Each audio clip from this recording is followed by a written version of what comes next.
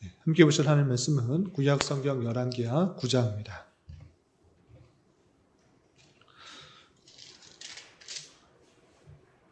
오늘 4월 9일 열왕기하 9장의 날인데 9장은 1절부터 37절까지 길게 되어 있어서 다 읽지는 않고요. 1절부터 13절까지 말씀을 함께 봉독하겠습니다. 열왕기하 9장 1절부터 13절까지 말씀, 구약성경 575면 전후를 보시면 되겠습니다. 1절부터 함께 봉독합니다. 선지자 엘리사가 선지자의 제자 중 하나를 불러 이르되 너는 허리를 동이고 이 기름병을 손에 가지고 길르앗 라못으로 가라. 거기에 이르거든 님시의 손자 여호사밧의 아들 예후를 찾아 들어가서 그의 형제 중에서 일어나게 하고 그를 데리고 골방으로 들어가 기름병을 가지고 그의 머리에 부으며 이르기를 여호와의 말씀이 내가 내게 기름을 부어 이스라엘 왕으로 삼노라 하셨느니라 하고 곧 문을 열고 도망하되 지체하지 말지니라 하니 그 청년 곧 그 선지자의 청년이 길르앗 라못으로 가니라. 그가 이르러 보니 군대 장관들이 앉아 있는지라. 소년이 이르되 장관이여 내가 당신에게 할 말이 있나이다. 예후가 이르되 우리 모든 사람 중에 누구에게 하려느냐 하니 이르되 장관이여 당신에게니이다 하는지라. 예후가 일어나 집으로 들어가니 청년이 그의 머리에 기름을 부으며 그에게 이르되 이스라엘 하나님 여호와의 말씀이 내가 내게 기름을 부어 여호와의 백성 곧 이스라엘의 왕으로 삼노니 너는 내 주 아합의 집을 치라. 내가 나의 종 곧 선지자들의 피와 여호와의 종들의 피를 이세벨에게 갚아주리라. 아합의 온 집이 멸망하리니 이스라엘 중에 매인자나 노인자나 아합에게 속한 모든 남자는 내가 다 멸절하되 아합의 집을 느바세의 아들 여로보암의 집과 같게 하며 또 아이아의 아들 바하사의 집과 같게 할지라. 이스라엘 지방에서 개들이 이세벨을 먹으리니 그를 장사할 사람이 없으리라 하셨느니라 하고 곧 문을 열고 도망하니라. 예후가 나와서 그의 주인의 신복들에게 이르니 한 사람이 그에게 묻되 평안하냐? 그 미친 자가 무슨 까닭으로 그대에게 왔더냐? 대답하되 그대들이 그 사람과 그가 말한 것을 알리라 하더라. 우리가 이르되 당치 아니한 말이라. 청하건대 그대는 우리에게 이르라 하니 대답하되 그가 이리이리 내게 말하여 이르기를 여호와의 말씀이 내가 내게 기름 부어 이스라엘 왕으로 삼는다 하셨다 하더라 하는지라. 우리가 각각 자기 옷을 급히 가져다가 섬돌 위 곧 예후의 밑에 깔고 나팔을 불며 이르되 예후는 왕이라 하니라. 아멘. 네, 감사합니다. 오늘 함께 살펴볼 하나님 말씀은 열왕기하 9장입니다. 우리가 어제 살펴보았던 열왕기하 8장에서는 수넴 여인에게 7년간의 기근이 있을 것이니 피하여라 라고 해서 그 말씀에 순종하였고 7년 후에 자기가 갖고 있던 모든 소유를 되찾게 되었다는 말씀과 또 엘리야에게 예언한 대로 아람왕 베나닷이 부하 하사엘을 위하여 죽임을 당하는 일과 또 그리고 유다의 5번째 왕인 여호람 그리고 6번째 왕인 아하시아 왕에 대하여 평가에 대해서 살펴볼 수 있었습니다. 그리고 이어지는 9장에서는 북이스라엘의 요람 왕이 부하 예후에게 반역을 당해 죽임을 당할 뿐만 아니라 유다의 왕 아하시아 그리고 요람 왕의 어머니인 이세벨 또한 죽임을 당하는 내용이 나옵니다. 내용이 상당히 긴데 간략간략하게 좀 살펴보며 교훈받도록 하겠습니다. 우선 우리가 읽었던 1절부터 13절까지는 엘리사를 통하여서 예후가 기름을 받고 왕이 될 것을 예언하는 장면이 나옵니다. 내용을 좀 살펴보시면 1절에 이렇게 되어 있습니다. 선지자 엘리사가 선지자의 제자 중 하나를 불러 이르되 너는 허리를 동이고 기름병에 손을 가지고 길르앗 라못으로 가라 그랬습니다. 선지자가 직접 가는 것이 아니라 선지자의 제자들 중에 한 명에게 시키고 있습니다. 길르앗 라못으로 가도록 했는데 왜 가도록 했는가? 2절 보시면 거기에 이르거든 님시의 손자 여호사밧의 아들 예후를 찾아 들어가서 그의 형제 중에서 일어나게 하고 그를 데리고 골방으로 들어가 기름병을 가지고 그의 머리에 부으며 이르기를 여호와의 말씀이 내가 내게 기름을 부어 이스라엘 왕으로 삼노라 하셨느니라 하고 곧 문을 열고 도망하되 지체하지 말지니라 라고 했습니다. 선지자가 제자들 중에 한 명을 길르앗 라못으로 보낸 이유는 다름 아니라 그곳에 있는 예후라는 인물에게 기름을 부어 왕이 될 것을 알려주도록 하는 그 장면이 나오고 또 그 뒤에 있을 일들을 살펴보지 말고 그 일만 전하고 바로 나올 수 있도록 그렇게 얘기하는 것을 보게 됩니다. 이 제자가 선지자의 말을 듣고 그대로 순종하여 길르앗 라못으로 갑니다. 그곳에 많은 군대 장관들이 있는데 예후에게 그 청년이 말하는 것입니다. 내가 당신에게 할 말이 있습니다 라고 말하자 그 예후는 이 장관들 중에 누구에게 하고 싶은 것이냐 라고 말할 때 당신에게입니다 라고 그 예후 자신을 초청하자 그 청년의 말을 듣고 한 곳으로 따로 나와서 이야기를 듣습니다. 그래서 그 청년이 하는 말이 이렇습니다. 6절을 보시면 예후가 일어나 집으로 들어가니 청년이 그 머리에 기름을 부으며 그에게 이르되 이스라엘 하나님 여호와의 말씀이 내가 기름을 부어 여호와의 백성 곧 이스라엘 왕으로 삼노니 라고 하면서 엘리사에게 받았던 그 말씀을 그대로 순종하는 것을 보게 됩니다. 그런데 단순히 기름을 부어 이스라엘 왕으로 삼는 것에 목적이 있지 않고 그 왕으로 삼는 이유가 그 다음에 나타나고 있습니다. 이 내용이 아주 중요한데 그 내용이 이렇게 기록되어 있습니다. 7절 이하 계속해서 보시면 너는 내 주 아합의 집을 치라 내가 나의 종 곧 선지자들의 피와 여호와의 종들의 피를 이세벨에게 갚아주리라. 아합의 온 집이 멸망하리니 이스라엘 중에 매인자나 노인자나 아합에게 속한 모든 남자는 내가 다 멸절하되 아합의 집 느밧의 아들 여로보암의 집과 같게 하며 또 아이야의 아들 바하사의 집과 같게 할지라 라고 말하면서 그냥 왕으로 세우는 데 목적이 있는 것이 아니라 왕을 세운 목적이 분명하게 드러나고 있습니다. 그것은 무엇입니까? 아합의 집을 완전히 멸하겠다라는 그 심판의 내용인 것입니다. 아합은 하나님을 온전히 섬기지 않을 뿐만 아니라 우상들을 들여와서 섬기게 한 그 악한 일도 있었을 뿐만 아니라 하나님의 사람들, 그 선지자들을 많이 죽게 하였는데 그것에 대한 심판으로서 예후를 왕으로 세우겠다 이렇게 말하는 것입니다. 하나님께서 아합의 집에 대한 심판을 선언하였는데 그것을 예후를 통해서 이루겠다 이렇게 말하는 것입니다. 선지자의 제자들 중에 한 명인 그 청년이 그 모든 사실을 예후에게 전해주고 엘리사의 말대로 급히 빠져나오게 됩니다. 그런데 그와 예후와 함께 있던 군대 장관들은 어떤 청년이 와서 급히 가는 것을 보고 무슨 일이 있었는가 이것을 궁금해했습니다. 예후에게 그 사람이 왜 하느냐 무슨 일을 말하고 도망갔느냐라고 묻자 예후는 가감없이 다 말하게 됩니다. 그가 하나님의 사람인데 나를 이스라엘 왕으로 세웠다 이렇게 말하는 것입니다.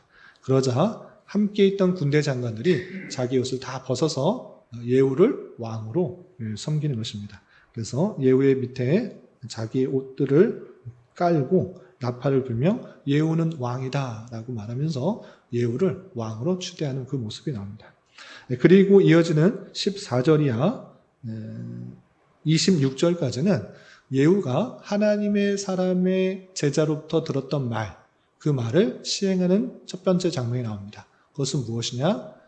아합의 아들이었던 요람, 이스라엘 왕 요람을 시해하는 장면이 나옵니다. 어떻게 시해하게 되느냐? 자기가 왕이 될 것을 또 알았기 때문에 지금 현재 왕인 이스라엘 왕 요람을 죽이려 하는 것입니다. 근데 때마침 이스라엘 왕은 전쟁 중에 부상을 당해서 이스르엘이라는 한 곳에 요양차 있는 것입니다. 그래서 그곳에 가서 지금 예후가 그곳에 가서 왕을 시해하려고 하는 것입니다. 그래서 많은 군대를 이끌고 그 이스라엘로 가는데 이스라엘에 혼자 있는 것이 아니라 당연히 왕이기 때문에 그를 보호하는 군인들이 있던 것입니다. 그래서 그 예후의 군대가 이스라엘로 오는 것을 보고 탐지하는 그런 파수꾼이 한 명이 저 사람이 왜 올까라고 해서 왜 오는지 알아보기 위해서 한 사람을 보냅니다. 그래서 예후에게 당신이 왜 옵니까? 평안합니까? 평안의 일로 옵니까? 라고 할 때 예후는 네가 그것 좀 무슨 상관이냐? 내 뒤에 붙으라 라고 해서 그 파수꾼이 다시 되돌아가서 그 예후가 왜 왔는지 알지 못하게 합니다. 그러자 파수꾼을 보냈는데 돌아오지 않자 또 다른 파수꾼을 보내게 됩니다. 그래서 또 다른 파수꾼을 보냈는데 또다시 이 예후는 파수꾼을 자기의 부하로 만들어서 다시 돌려보내지 않습니다. 파수꾼이 되돌아오지 않은 것을 이상히 여겨서 예후가 이스라엘로 도착했을 때 이 요람은 상당히 불안했던 것입니다. 그럼에도 불구하고 왜 왔는지 확인하고자 이렇게 21절에 이렇게 말합니다. 21절 보시면 요람이 이르되 메우라 하매, 메우라라는 뜻은 병거를 갖추라 라는 그런 의미인데 병거를 갖추라 라고 말하면서 그의 병거를 다 메우게 된 것입니다.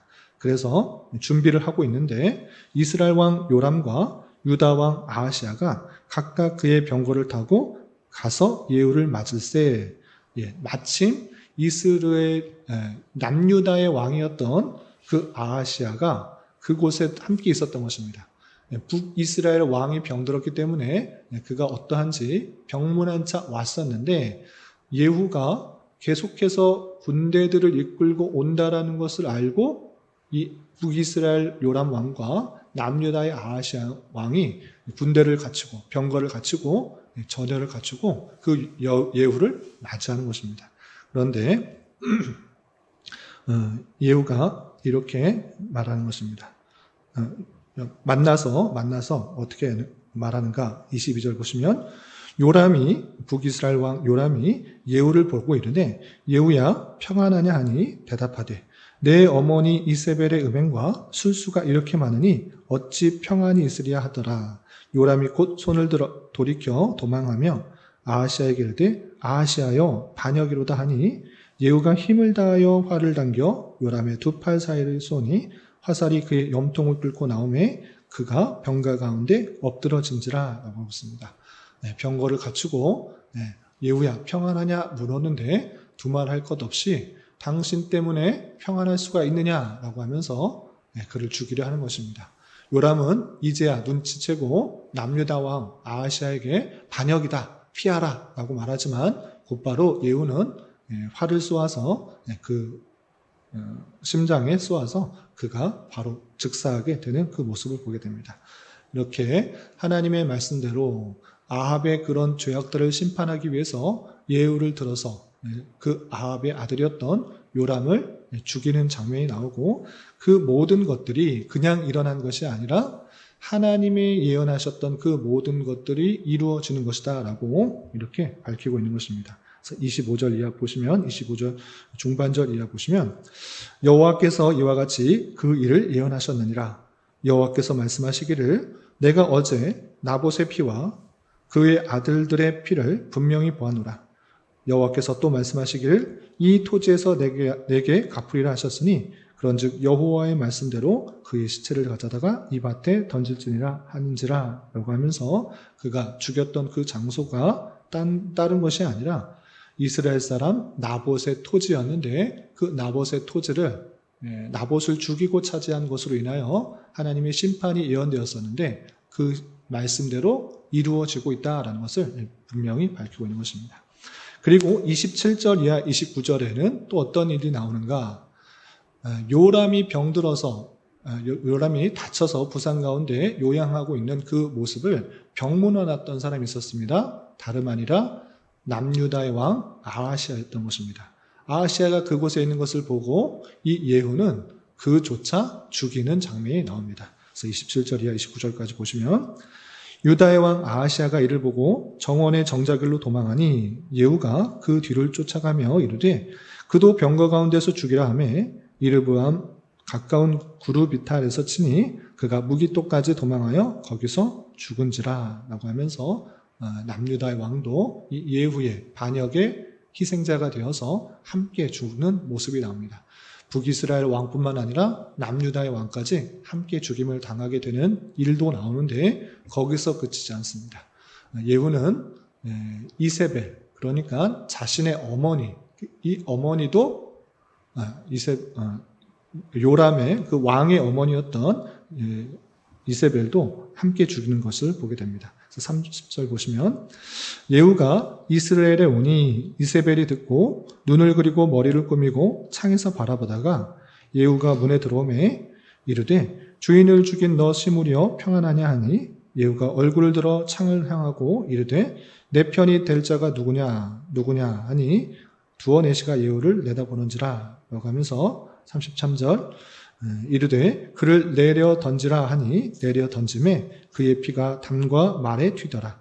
예후가 그의 시체를 밟으니라 라고 하면서 요람의 어머니였던 이세벨, 그러니까 아합의 아내였던 이세벨, 그도 죽이기 위해서 그를 찾아가게 되고 그가 찾아갔을 때 내 편이 될 자가 누구냐라고 말할 때 이세벨을 모시던 내시 중에 몇이 반역을 하고 이세벨을 창밖으로 떨어뜨려서 그가 그곳에서 죽게 되는 것을 보게 됩니다.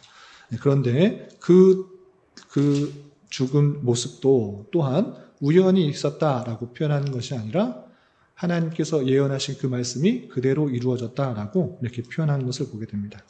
36절 보시면 예후가 이르되 이는 여호와께서 그 종 디셉 사람 엘리야를 통하여 말씀하신 바라 이르시기를 이스라엘 토지에서 개들이 이세벨의 살을 먹을지라 그 시체가 이스라엘 토지에서 거름같이 밭에 있으리니 이것이 이세벨이라고 가리켜 말하지 못하게 되리라 하셨느니라 하였더라 라고 하면서 이 모든 죽음이 하나님께서 예언하신 그대로 이루어지고 있다는 것을 곳곳에서 밝히고 있는 것을 보게 됩니다. 이를 통해서 또 이어지는 8장에서는 예후가 이 사람만 죽인 것이 아니라 하나님의 말씀대로 아합의 아들들까지 계속해서 다 죽이는 장면이 나오는데 오늘 9장까지 말씀만 살펴보고 교훈받도록 하겠습니다. 이를 통해서 교훈받을 것들이 여러 가지 있는데 첫 번째, 예후가 이 북이스라엘 왕 요람과 그의 아들들과 또 이세벨을 죽인 이유가 무엇인가를 잘 살펴야 될 것입니다. 그것은 다름 아니라 하나님께서 아합의 집안에게 심판을 선고하신 것을 이루고 있다라는 것을 우리는 확인해야 되는 것입니다. 예후가 그 모든 시해를 저지른 그 원인은 하나님께서 그 아합의 집안에 심판을 선언하였는데 그것에 대한 심판의 성격으로 이 사륙들이 일어나고 있다는 것을 확인해야 되는 것입니다. 그러므로 말미암아 우리는 먼저 생각해야 될 것은 하나님께서 불의에 대해서 얼마나 안타깝게 생각하고 또 공의를 얼마나 중요시 생각하는지 잘 생각해 봐야 될 것입니다. 악한 것에 대한 심판이 분명히 있다는 사실들을 우리는 기억해 보면서 우리는 우리에게 주어진 삶을 더욱더 공의롭고 정의롭게 하나님만을 의지하며 살아가는 자가 되야 될 것입니다. 하나님께서 하나님의 때에 반드시 악한 것에 대한 심판이 있는 줄 알고 당장에 보이는 악이 득세하고 악이 번성한 것 같아 보이지만 하나님께서는 그 죄악들을 반드시 심판하신다는 사실을 기억하며 그 악에 대한 하나님의 심판이 있는 줄 알고 나는 그 악에 참여하거나 또는 동조하는 그런 모습을 갖지 않도록 더욱더 정직하고 공의롭고 선한 삶을 살기에 힘써야 될 것입니다.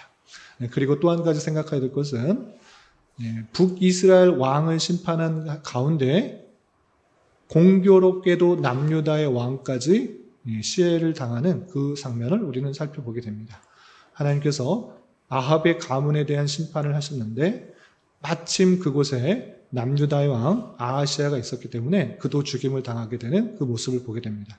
그런데 이 남유다의 왕 아하시아가 왜 북이스라엘 왕에 와서 그렇게 시해를 당했는가, 죽임을 당했는가라고 볼 때 이 아하시아 왕이 좋은 영향력을 끼쳐야 되나 오히려 북이스라엘부터 영향을 받고 있는 그 모습들을 우리는 확인하게 되는 것입니다. 북이스라엘의 그런 우상 숭배의 모습들을 그대로 따라하고 또 그와 자녀와 또 결혼하는 그런 모습들 속에서 악한 영향을 받다가 그와 함께 있다가 죽임을 당하는 그 모습들을 살펴보면서 우리는 악한 것과 죄악에 가까이 하게 되면 그것에 대해 똑같이 영향을 받아 그런 잘못된 모습 가운데 있게 되는 줄 알아 우리는 죄와 또 악한 것들과 가까이 하지 않도록 영향을 받지 않도록 삼가 주의해야 될 것입니다. 남유다의 왕으로서 잘못된 것을 바로 지적하고 그와 함께하지 말아야 되는데 그와 전쟁도 같이 하고 또 결혼도 같이 하고 결혼도 하는 그 모습들 속에서 너무나 친밀해졌기 때문에 그 심판의 자리에 함께 죽임을 당하는 그 모습을 보게 됩니다. 우리 또한 악한 것과 죄악들을 잘 분별하여서 가까이 하지 않도록 하고 더욱더 바른 것과 또 하나님 말씀에 힘써 서 있기를 간구해야 될 것입니다. 그리고 마지막으로 한 가지 더 교훈을 드리자면 이 모든 것들이 일어나는 가운데 하나님의 말씀이 이루어지고 있다라는 사실들을 우리는 확인하게 되는 것입니다. 하나님께서 예언하셨던 그 모든 것들을 이루시는 그 하나님, 말씀하신 것은 반드시 성취하신 하나님을 우리는 성경을 통해서 발견하게 되는 것입니다. 그런 줄 알아 우리는 우리에게 하신 말씀, 우리가 어떠한 삶을 살아야 될 것이고 앞으로 어떤 일이 있기 때문에 어떤 일을 준비해야 되는지 이미 말씀하신 그 말씀에 대해서 집중해야 되는 것입니다. 우리에게 감춰져 있는 것, 알려주지 않은 것에 대해서 관심 갖고 그것을 궁금해하는 것이 아니라 이미 우리에게 분명히 알려준 것, 어떠한 삶을 살아야 될 것이고 앞으로 어떤 일이 있을 것인지 이미 확실하게 하신 말씀에 더 관심 갖고 집중하여 그것을 분별하는 삶을 살아야 되는 것입니다. 우리가 알지 않아도 되는 것, 그것은 하나님께서 다 감춰 놓으셨습니다. 그러므로 우리는 궁금하지만 앞으로 일에 대해서 가려져 있는 것에 관심 갖는 것이 아니라 이미 우리가 이 땅에서 어떠한 삶을 살아야 될 것이고 이웃관계에 대해서 어떻게 살아야 될 것이고 죄악 가운데서 어떻게 살아야 될 것이며 앞으로 주님께서는 어떻게 오실 것이고 주님을 맞는 자로서 어떤 삶을 살아야 되는지 분명히 표시된 가르쳐 주신 그 말씀대로 살기에 힘써야 되어야 될 것이고 그것을 통해서 말씀을 성취하시고 이루시는 우리를 통해서 선한 일들을 이루시는 그런 선한 도구로 쓰임받기를 힘써야 될 것입니다. 이런 저와 여러분이 되시기를 주님의 이름으로 부탁을 드립니다. 기도하겠습니다.